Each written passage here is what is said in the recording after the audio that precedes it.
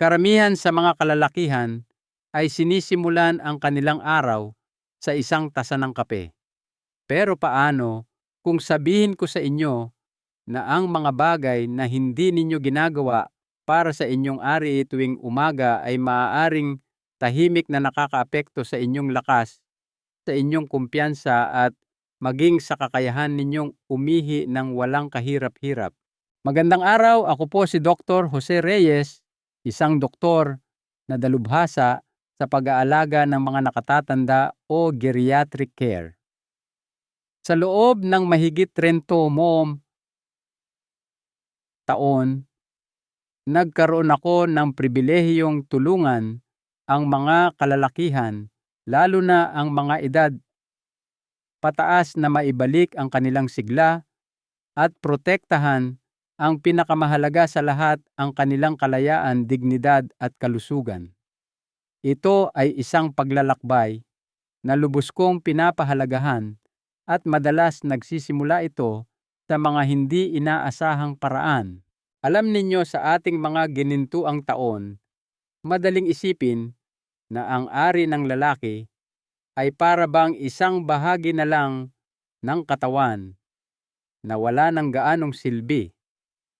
Ngunit sa katotohanan, isa ito sa pinakamalinaw na senyales ng inyong pangkalahatang kalusugan. Maaari itong magbigay ng impormasyon tungkol sa inyong puso, sa kalagayan ng inyong prostate, at maaari pa ngang magbigay ng maagang babala tungkol sa mga kondisyon tulad ng diabetes. At ang unang ilang minuto pagkagising ninyo, iyan ang panahon na pinakamalakas siyang nakikipag-usap sa inyo. Sa artikulong ito, gagabayan ko kayo sa 7 tiyak, praktikal at aprobado ng doktor na mga hakbang na maaari ninyong gawin tuwing umaga. Ang mga simpleng gawin na ito ay idinisenyo para tulungan kayong alagaan ang inyong ari, palakasin ang sirkulasyon ng dugo, maiwasan ang pangmatagalang pinsala, manatiling malusog sa aspetong sexual, at maramdamang mas may kontrol kayo sa inyong katawan. At hintayin ninyo ang ika-6 na numero. Karamihan sa mga kalalakihan ay nilalampasan ito, ngunit dito natin madalas nakikita ang mga pinakaunang senyales ng problema. Kung maagapan ninyo ito, maaari kayong magdagdag ng maraming taon ng mas maayos na paggana, kumpiyansa at ginhawa sa inyong buhay. Bago tayo magpatuloy, kung sa tingin ninyo ay makakatulong ang payong ito, lubos kong ikagagalak kung maibabahagi ninyo ito sa isang taong mahalaga sa inyo. Ang inyong puna ay nakakatulong sa akin na malaman kung nasa tamang landas ako. Sige, simulan na natin. Ito ang pinakaunang bagay na dapat gawin ng bawat lalaking edad 60 pataas para sa kanyang ari sa sandaling magising siya.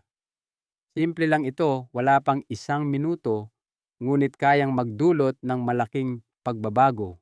1. Ang pagsusuri sa umaga, tumingin bago umihi. Maaaring simple lang pakinggan o medyo kakatwa pa nga, pero ito ay isang bagay na sinasabi ko sa lahat ng aking pasyente na edad 60 pataas. Bigyan ninyo ng sandali para tingnan ang inyong ari sa umaga. Hindi para husgahan, hindi para ikahiya, kundi para bigyan ng pansin. Alam kong maaaring mailang kayo sa simula. Lumaki tayo sa panahon kung saan hindi pinag-uusapan ng mga lalaki ang mga bagay na ito. Ngunit bilang isang doktor na gumugol ng mahigit 30 taon sa geriatric care, masasabi ko sa inyo na ang ilan sa mga pinakaseryosong kondisyon na aking na-diagnose ay nagsimula lamang sa isang tahimik na pag-obserba tuwing umaga. Ang mga impeksyon, maliliit na iritasyon sa balat, at maging ang maagang senyales ng kanser ay madalas na nagpapakita bago pa man magsimula ang anumang pananakit. Pamumula pamamaga, maliliit na bukol o di inaasahang discharge, hindi lamang ito mga isyung kosmetiko. Ang mga ito ay senyales maliliit na babala mula sa inyong katawan. At kung maaga ninyo itong mapapansin, napakalaki ng tsansa na magiging simple at matagumpay ang paggamot. Isa sa mga pasyente ko, isang 77 taong gulang na nagngangalang Mang Berto, ay napansin ang isang maliit na bahagi ng tuyong balat na ayaw mawala. Muntik na niya itong hindi banggitin, pero ginawa niya noong nagpa-check up siya.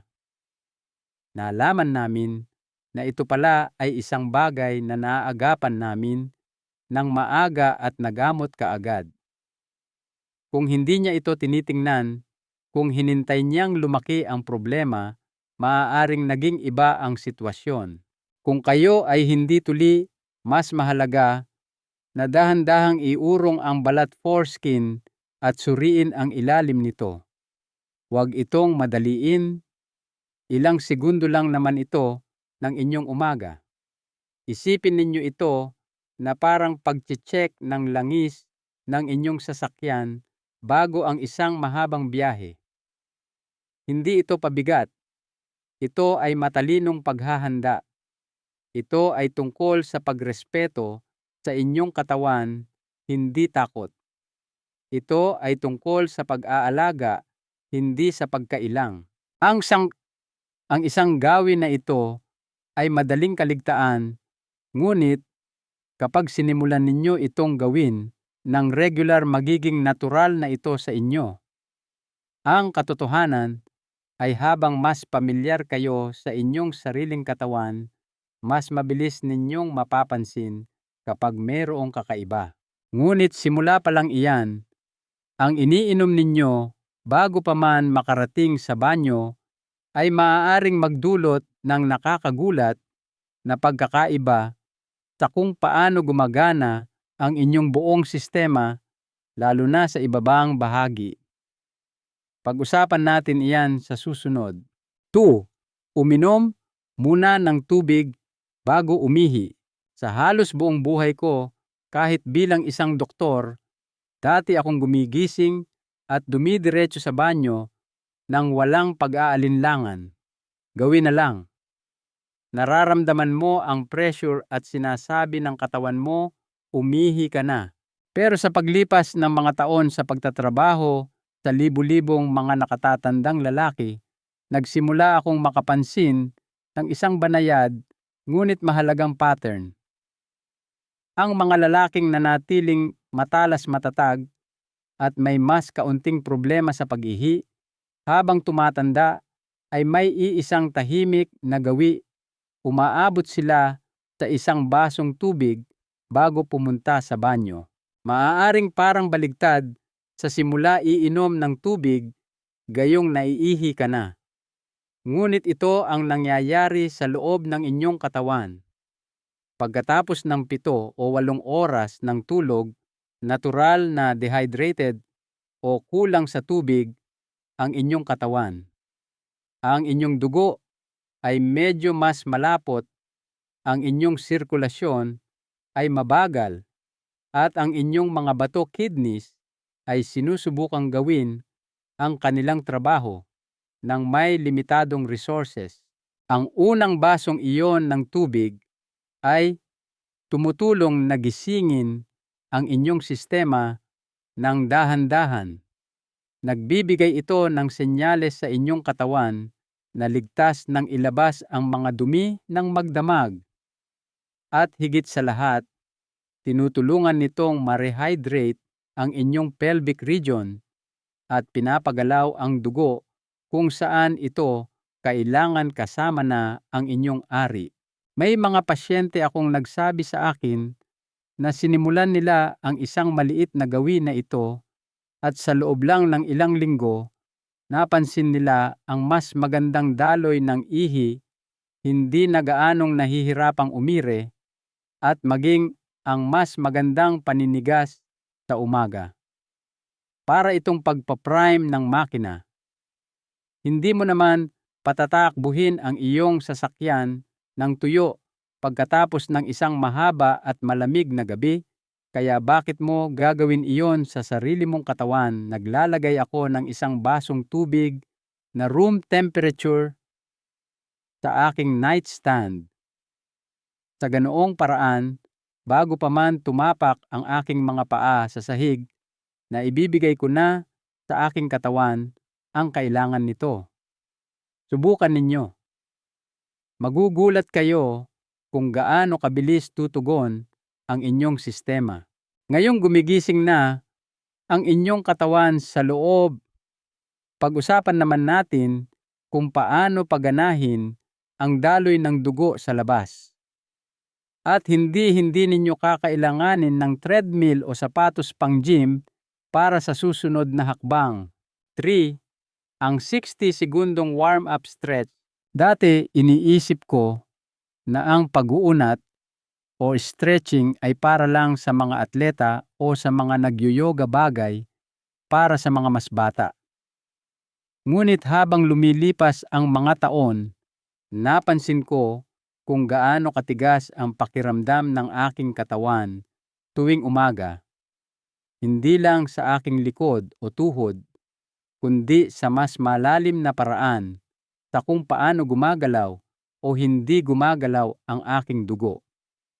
Napagtanto ko na ang kaunting pagkilos sa umaga ay hindi lang nagpapaluwag ng aking mga kasukasuan.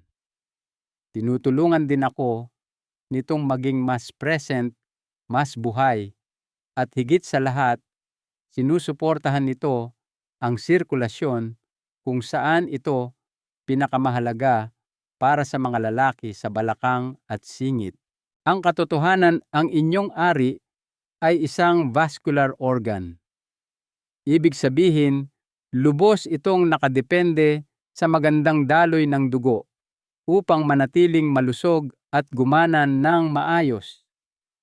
Kapag nakahiga kayo ng maraming oras, lalo na habang tayo ay tumatanda, bumabagal ang sirkulasyon sa inyong ibabang bahagi ng katawan. Isa sa pinakamadaling paraan para ayusin iyan ay isang magaan na 60 segundong pag-uunat. Hindi ninyo kailangang abutin ang inyong mga daliri sa paa o pagpawisan.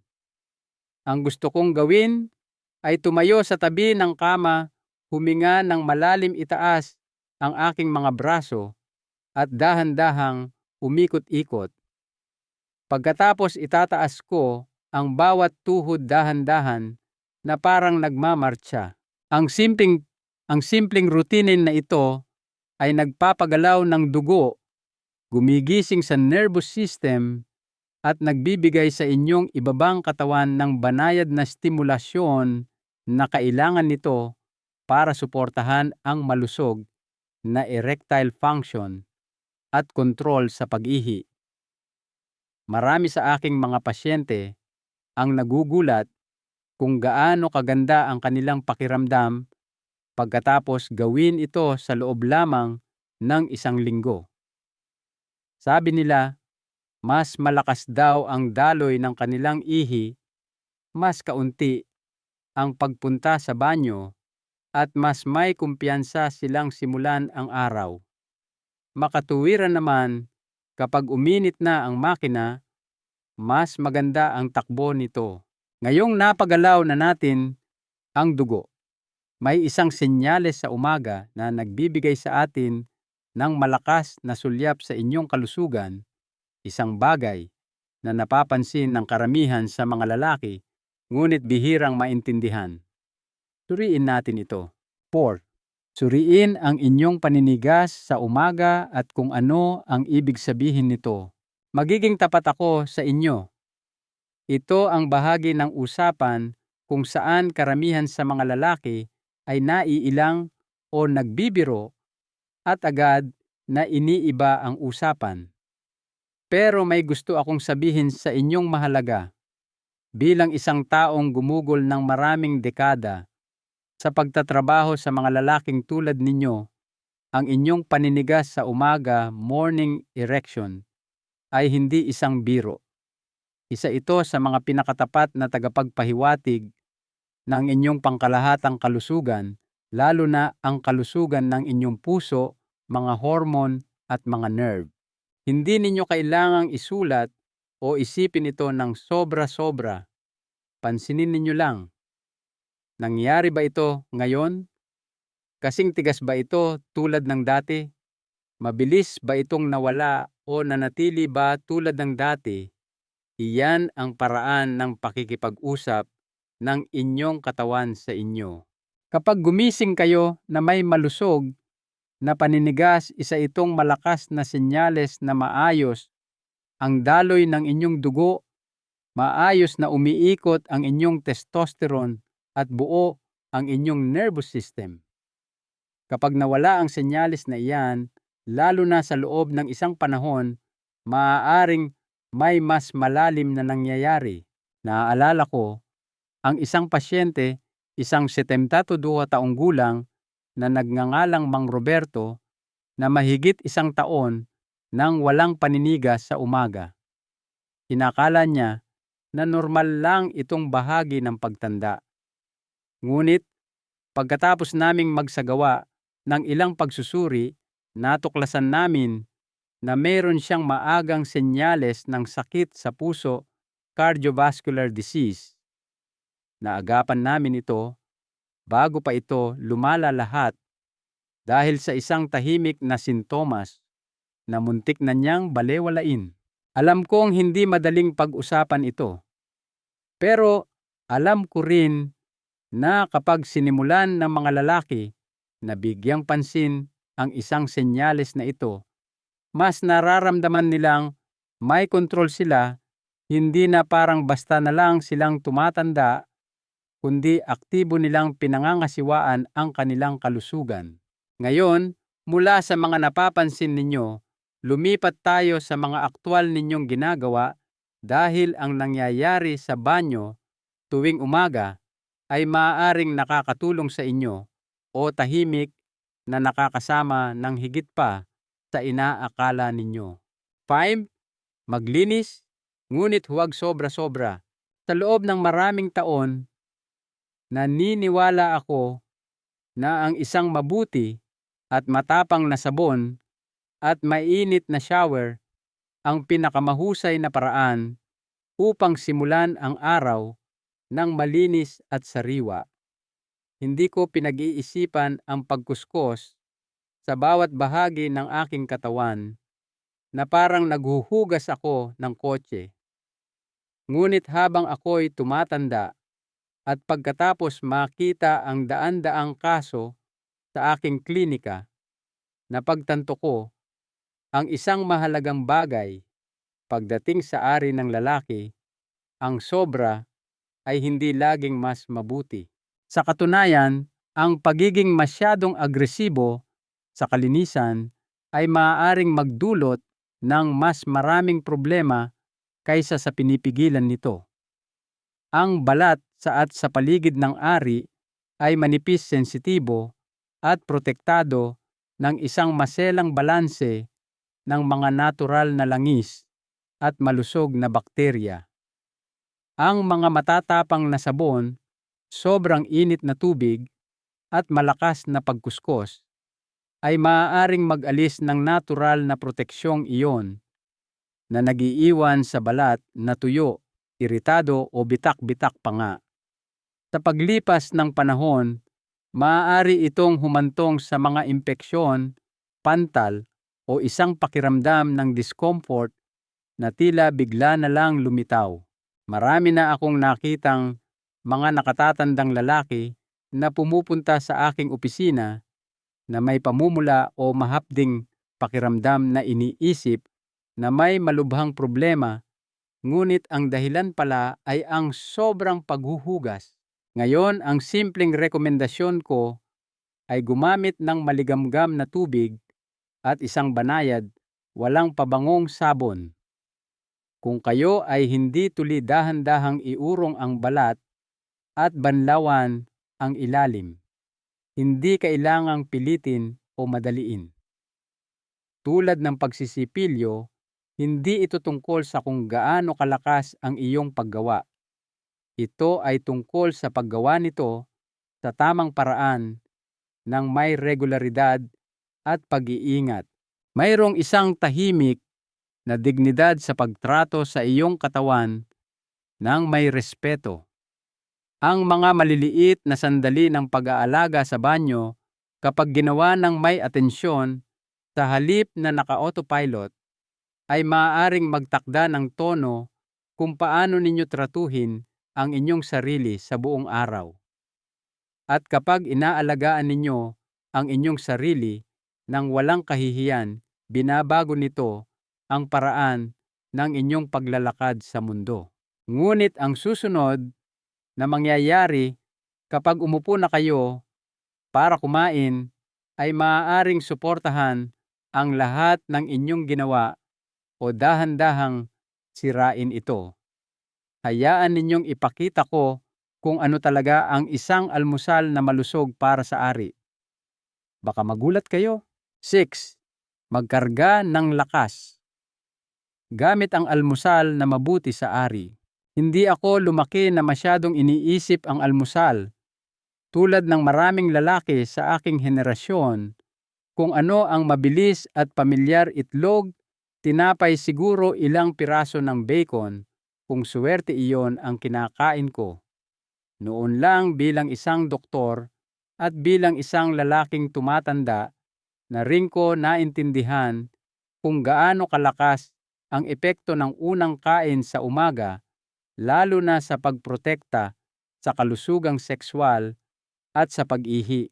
Ang inilalagay ninyo sa inyong plato tuwing umaga ay may direktang epekto sa inyong mga hormon, sa daloy ng inyong dugo at maging sa kalusugan ng inyong prostate.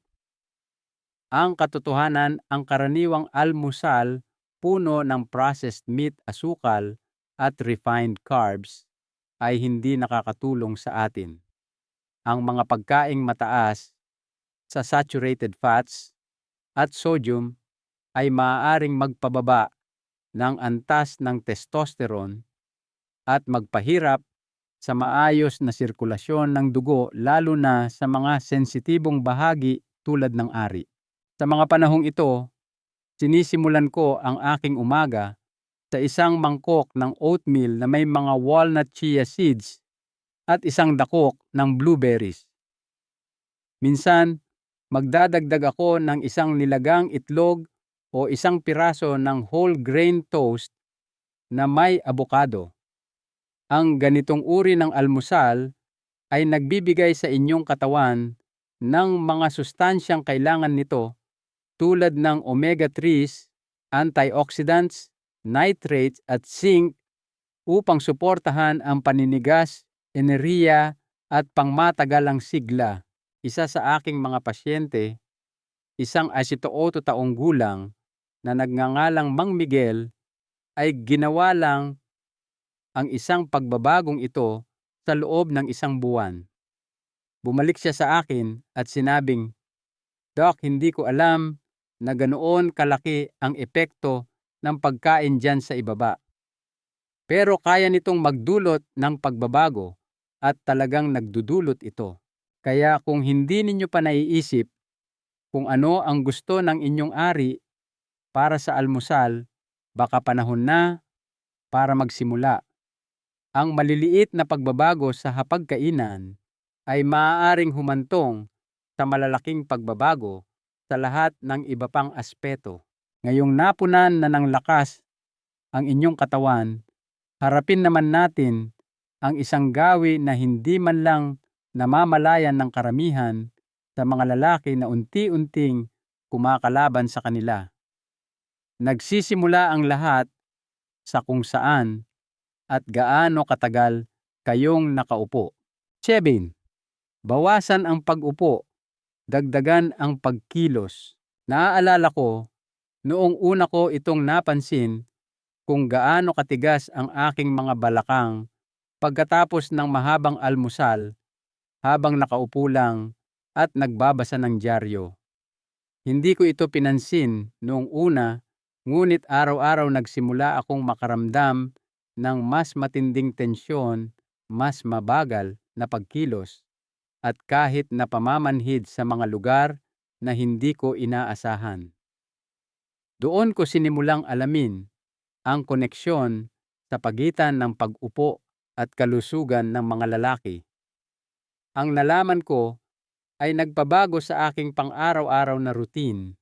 Alam ninyo, kapag matagal tayong nakaupo, lalo na sa umaga, kung kailan mas mabagal na ang daloy ng dugo mula sa magdamag na pagtulog, naglalagay tayo ng presyon sa mga kalamnan ng pelvic floor at pinipigilan natin ang sirkulasyon sa ibabang bahagi ng katawan. Para sa mga nakatatandang lalaki, ang kakulangan na ito sa daloy ng dugo ay hindi lang nakakaapekto sa ginhawa. Nakakaapekto ito sa paninigas, sa kontrol, sa pag-ihi, at sa pangmatagalang kalusugan ng mga tissue. Pinapataas pa nito ang panganib ng pelvic floor dysfunction, isang bagay na hindi naririnig ng karamihan sa mga lalaki hanggat hindi pa nila nararanasan ang mga sintomas. Ang nakatulong sa akin at sa marami sa aking mga pasyente ay nakakagulat na simple. Nagsimula akong magtakda ng timer para tumayo at maglakad ng pimi hanggang 10 minuto pagkatapos mag-almusal. Hindi isang workout, kundi isang banayad na paglalakad-lakad lang sa loob ng bahay, palabas sa may mailbox o kahit sa pasilyo lang pabalik-balik. Maliit lang pakinggan, pero ginigising nito ang inyong circulatory system, binabawasan ang pagkaipon ng dugo sa balakang, pelvic congestion, at tinutulungan ang lahat dyan sa ibaba na gumana sa paraang nararapat. Isang lalaki ang nagsabi sa akin, yung maliit na lakad na iyon ay nagpabalik sa pakiramdam na ako'y bata pa. At naniniwala ako sa kanya dahil naramdaman ko rin iyon. Hindi tayo ginawa para manatiling nakaupo buong araw. Ang ating mga katawan ay idinisenyo para gumalaw. At ang pagkilos na iyon ay tumutulong na mapanatili ang ating lakas, ang ating paggana, at ang ating dignidad hanggang sa ating mga huling taon. Isang huling salita mula kay Dort Reyes. Ang iyong kalusugan ay ang iyong kwento. Kung umabot kayo hanggang dito, nais kong magpasalamat sa inyo. Hindi lang sa pagbabasa, kundi sa pag-aalaga sa inyong sarili para makinig. Iyan ang bahaging madalas nakakaligtaan. Para sa maraming lalaki, lalo na sa kanilang edad, 16-70 at pataas, ang ideya ng pagbibigay ng matinding pansin sa inyong katawan, lalo na sa inyong ari, ay maaaring maging dahilan ng pagkailang o tila hindi na kailangan. Ngunit ang katotohanan, isa ito sa mga pinakamalakas at pinakamay respeto sa sariling bagay na maaari ninyong gawin. Bawat isa sa 7 gawi na pinag-usapan natin, ang pagsusuri sa umaga, pag-inom muna ng tubig, ang banayad na pag-uunat, pagbibigay pansin sa paninigas, sa umaga paglilinis ng may pag-iingat, pagkain ng may intensyon, at ang simpleng pagkilos, hindi sila malalaki at magarbo na mga medikal na pamamaraan. Ang mga ito ay tahimik at simpleng mga gawain. Ngunit kapag pinagsama-sama, nagpapadala sila ng isang malakas na mensahe sa inyong katawan. Nandito pa ako, nakikinig pa ako, interesado pa rin ako sa aking kalusugan. Nakaupo ako sa harap ng daan-daang mga lalaki na inakalang huli na ang lahat para magbago o masyadong nakakailang pag-usapan ang mga bagay na ito. At nasaksihan ko silang muling lumakas, bumuti ang paggana ng kanilang katawan at matuklasang muli ang isang bahagi ng kanilang sarili na inakala nilang matagal nang nawala. Hindi ito nangyari dahil sa isang milagrosong gamot, kundi dahil sinimulan nilang pakinggan ang kanilang katawan at sinimulan nilang mag-alaga. Hindi ninyo kailangang maging perpekto. Hindi ninyo kailangang ayusin ang lahat sa isang gabi. Ngunit kung magsisimula kayo sa maliliit na hakbang at mananatiling tuloy-tuloy, tutugon ang inyong katawan sa mga paraang maaaring ikagulat ninyo. Mahalagang aral sa buhay mula sa doktor, ang pinakamahalagang aral dito ay simple. Ang inyong kalusugan sa mga huling taon ng buhay ay hindi lamang tungkol sa pag-iwas sa sakit. Ito ay tungkol sa aktibong pakikilahok sa sarili ninyong kapakanan. Ang inyong kalusugan, ang inyong kumpiyansa, at ang pakiramdam ng kontrol ay abot kamay pa rin ninyo. Kailangan ninyo lang magpasya na kayo ay karapat-dapat sa pagsisikap na ito. Kung nakaantig sa inyo ang artikulong ito, inaanyayahan ko kayong ibahagi ito sa isang kaibigan, kapatid, o sino man sa inyong buhay na maaaring tahimik na dumaranas ng parehong mga alalahanin. Gusto kong marinig ang inyong saloobin sa mga komento sa ibaba. Ipaalam ninyo sa akin kung alin sa mga payong ito ang pinakatumatak sa inyo o kung ano ang plano ninyong subukan bukas ng umaga. Ang inyong mga kwento at tanong ay tumutulong sa ating lahat na matuto at umunlad ng sama-sama. Mangyaring isaalang-alang ang pag-subscribe upang hindi ninyo makaligtaan ang mga payo sa hinaharap na idinisenyo upang tulungan kayong mamuhay ng pinakamainam. Hindi kayo nag-iisa sa paglalakbay na ito.